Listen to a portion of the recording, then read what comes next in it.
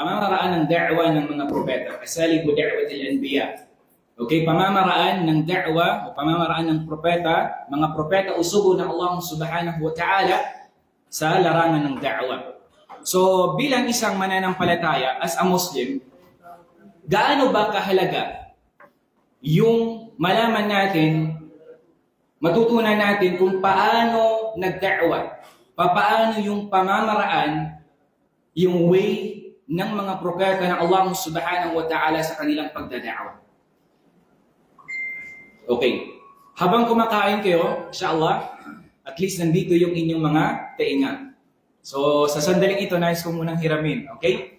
So, nandito, napakahalaga. Okay? So, bilang isang Muslim, gaano ba kahalaga na malaman natin yung pamamaraan ng da'wa ng mga propeta? Aywa? Parang gutom pa rin ata. Hindi pa ba nag-absorb yung kinakain natin? O baka puyat, hindi pagising. O tulog pa. O kaya yung mind doon pa sa higaan. Okay. Gaano ba? Bilang isang, lalo ka kayo, di ba? Mga balik Islam, may mga Muslim sa atin. Gaano ba kahalaga na malaman natin yung pamamaraan ng da'wa ng mga propeta? Mahalaga siya. Ayo. Elaborate. Mahalaga siya kasi una-una, ang mga propeta ay sila yung modelo ng katauhan, which is sila yung unang pinagkukunan natin ng kanilang pamaraan kung paano sila magawa para maisa buhay o maisa po sa isang tao kung paano talagang ikapaliwanag yung mananampalataya sila. Aywa, Ascent. Barakallahu fik. Sa ibang lamesa naman, gusto natin ng representative.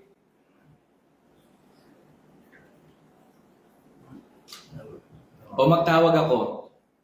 May mag-present o magtawag ako. Kasi pandagdag lang po, dahil ang mga propeta ang pinili ng Allah na maging gabay sa katawan upang magawa ko yung katawan sa Islam. Ibig sabihin lang na sila yung kanilang pamamaraan ng isa sa katawan. Aywa? Man aywan? Para din matiyak na tama yung ating dadawa. Kasi sila yung binigyan ng revelasyon ng Allah. So kung susundin natin ang kanilang pamamaraan, mas sigurado tayo na tama yung ating sinasabi. Diba? Okay, last na lang. Yung taga dito. Kasi yung mga sumagot, taga balad to eh. Yung mga taga dito po, Bismillah. Si ano po? Gusto ko po si brother po sa likod po ni Brother Rahim. Kayo po.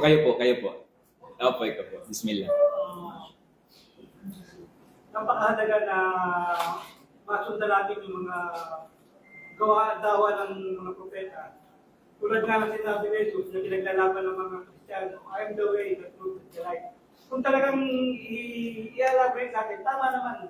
Kailangan natin sundin kung paano pinahalagahan ng paano nagdasal si Jesus Cristo sa tagapaglikha sa Allah.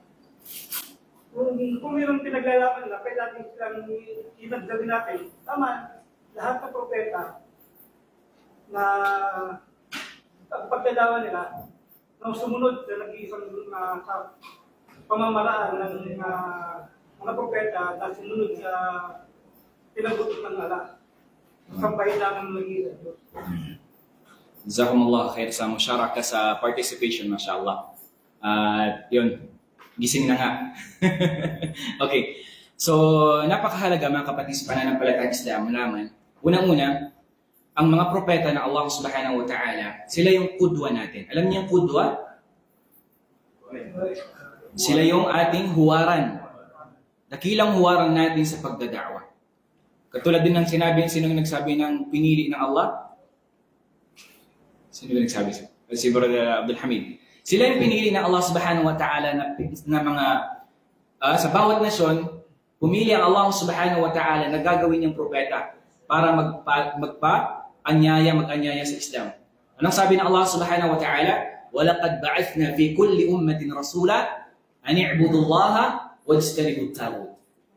وَلَقَدْ بَعَثْنَا. Sabi ng Allah, tunay na kami ay nagpadala ng mga propeta sa bawat nasyon. Okay, walaqad ba'athna fi kulli ummatin rasula. Ano ang kanilang hangarin? An i'budullaha wajtanibut taghut. Upang ipag-utos sa kanila na ang sambahin lamang ang dakilang tagapaglikha at iwasan sambahin ang mga inanyo ang mga bagay. Katulad ng mga ribulto, kahoy, bato o ano paman. Marhaban li mashayikhana al-kiram. Welcome sa mga ano natin, mashallah, yung brother Hugis, mashallah. Assalamualaikum alaikum. So, isa sa pagdakilang huwaran natin sa umman nito ay ang propetang sino? Si Propeta Muhammad sallallahu alaihi wasallam. Tunay na pinarangalan siya ng Allah subhanahu wa ta'ala at binanggit mismo ng Allah subhanahu wa ta'ala sa manuwalhating Quran. Anong sinabi ng Allah subhanahu wa ta'ala kay Propeta Muhammad sallallahu alaihi wasallam? Sa katangian na meron siya. Wa innaka la'ala khuluqin azim. Tunay na ikaw o propeta ng Allah subhanahu wa ta'ala ay nagtataglay ka ng dakilang pag-uugali. Noong tinanong si Aisha radhiyallahu anha kung ano yung akhlaq, kung ano yung ugali at asal ng Rasul sallallahu alaihi wasallam, anong sinabi niya? Khuluquhu Al-Quran. Nung tinanong si Aisha radhiyallahu anha kung ano yung akhlaq, pag-ugali, asal na mayroong taglay ang Rasul sallallahu alaihi wasallam, sabi niya ang Quran. Okay? At napakarami pang mga hadith, katulad din ng sinabi ng Propeta Muhammad, innama bu'ithtu liyutammima makarim al-akhlaq. Tunay na sabi niya, ako ay pinadala para sa ano? Para sa liyutammima makarim al-akhlaq.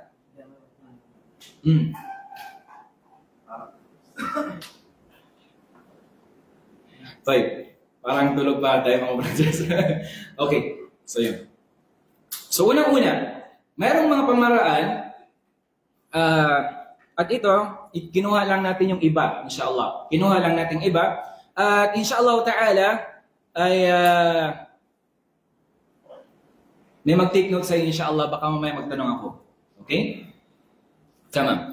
So maraming mga pamamaraan sa da'wa nang sa gayon, mas maging katanggap-tanggap ito. Okay? Mas maging katanggap-tanggap sa mga taong dinada'wahan natin. Kasi kung hindi tayo gagamit ng mga pamamaraan sa da'wa, hindi natin mapapaabot ng tama, okay? Yung revelasyon o risala mula sa Allah subhanahu wa ta'ala. Kung hindi tayo gagamit ng mga pamamaraan na tinahak ng mga propeta, hindi ito magiging katanggap-tanggap sa Allah subhanahu wa ta'ala. Okay? Maraming mga pamamaraan, okay? Maraming mga pamamaraan, tayo minsan, meron tayo naisip na pamamaraan. Pero kung ito ay taliwas sa pamamaraan ng ginawa ng mga propeta, gayon din sa syara, sa reliyong Islam, hindi ito tatanggapin ng Allah subhanahu wa ta'ala kahit na nakikita natin yung benefits niya o kaya yung ta'thir niya, yung epekto nito, kung paano mas maaka yung mga tao, hindi ito magiging katanggap-tanggap sa Islam. Kaya dapat, ang pamamaraan na dapat nating tahakin ay kung ano yung sinabi ng Allah subhanahu wa ta'ala at ang mga propeta at si Propeta Muhammad sallallahu alaihi wasallam. So, inshallah ta'ala mamaya ay bigyan pa natin ng diin. Unang-una, sa da'wa ila Allah, sa pag-aanyaya sa Islam, unang-unang dapat taglayin at dapat malaman ng isang nag-aanyaya sa Islam, mangangaral sa Islam. Pero before niyan, maaaring may magtanong, hindi naman po ako ustad, hindi naman po ako sheikh, baka hindi po ako qualified magda'wa, hindi man po ako kasi marunong din magbasa sa tajwid ng Quran, wala naman po akong mga sa ulo, mga hadith ng Rasul sallallahu alaihi wasallam, baka hindi po ako qualified magda'wa sa mga non-Muslim. Tama ba yun? Anong sinabi ng Propeta Muhammad sallallahu alaihi wasallam?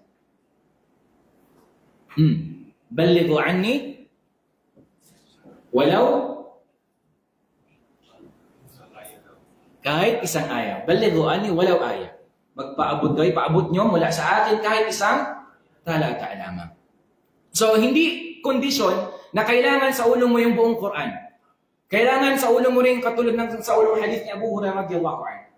Ang importante, meron kang alam at authentic yung alam mo na iyon. Ibig sabihin authentic yung sahih. Tama kung ano yung alam mo, natutunan mo. Okay? So, una-una, mga kapatid sa pananampalatayang Islam na dapat malaman ng isang nag-aanyaya tungo sa Islam, yung tinatawag na hikmah. Yung pagkakaroon ng karunungan. So ano bang tinutukoy dito? Ewa? Yung pagdadaawa ng mga ngaral ng may kaalaman sa kanyang dinadaawahan. Okay? So yung kanyang meaning, wad'u shay fi mawdi'ihi, yung paglagay mo ng bagay sa kanyang tamang lalagyan. Paano ba yun? Okay? So inshallah, bibigyan natin ng meaning mamaya. Okay? Ito sabi niya, yung pagdaawa sabi niya ng mga ngaral o da'iya na may kaalaman sa kanyang dinadaawahan. Okay? Kabilang sa meaning niya, na dapat sa isang da'iya ila Allah, saan nag-aanyaya sa Islam sallallahu alaihi wasallam عندما دعا الحسين للإسلام. وفيما يرويه ابن الحسين قال النبي صلى الله عليه وسلم لأبي يا حسين كم تعبد اليوم إلها؟ قال أبي 7 6 في الأرض وواحد في السماء. Dito, yung hikmah, yung karunungan, yung knowledge ng Propeta Muhammad sallallahu alaihi wasallam, nung tinanong niya, yung tatay ni Hussein, sabi niya, kam ta'bud al-yawm, kam ta'bud al-yawm ilahan. Sa isang araw sabi niya, ilan yung sinasamba mo, sabi niya. Anong naging tuhod na tatay niya? 6, 6 sabi niya sa lupa, at isa sabi niya saan? Sa langit. So dito, gumamit ang Rasul sallallahu alaihi wasallam ng hikmah. Sa anong paraan? Sa anong way dito na sinabi ng Rasul sallallahu alaihi wasallam? Meron gustong sumagot? Paano dito? Saan dito? Sa anong itsura? Sa anong way dito ng Rasul sallallahu alaihi wasallam?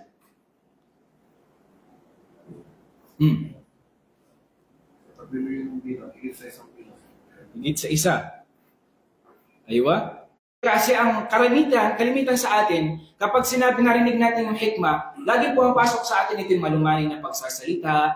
Okay? So nakadepende po sa motif, nakadepende po sa lugar at sitwasyon. Okay? Katulad sa, halimbawa, paano natin gagamitin halimbawa sa paggagamitan natin ng lakas?